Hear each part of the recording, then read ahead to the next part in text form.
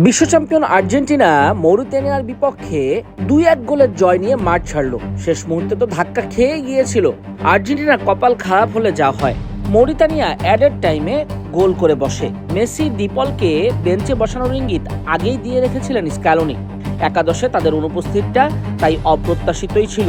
17 মিনিটে মলিনার ক্রসে ফার্নান্দেজের গোলের চেয়ে 32 মিনিটে ফ্রি কিকে নিকো পাজের গোলে মেসির আনন্দটা বেশি বোঝা গেল।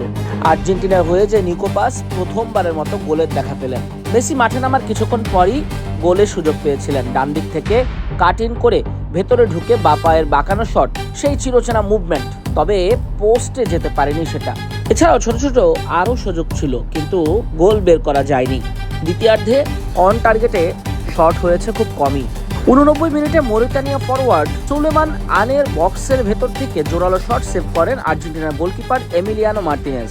74 মিনিটে তাদের মিডফিল্ডার মাতা মাগাসারার বক্সের ভেতর থেকে নেওয়া কোনাকুনি শট ডান পোস্টের কাছে ঘেঁষে যায়। বিশ্বকাপের আগে চোটমুক্ত থাকতে খেলোয়াড়দের নিয়ে রক্ষণাত্মক ভঙ্গিতেই প্রীতি ম্যাচটা সামলায় আর্জেন্টিনা। মেসিময় খেলা এই ম্যাচে দেখা যায়নি, তবে ডাগ আউটে বসে মেসি ঠিকই উদযাপন করেছেন সতীর্থদের গোল। ফিফা র্যাঙ্কিংয়ে নাম্বার 3 আর্জেন্টিনা, অন্যদিকে 115তম মৌরিতানিয়া।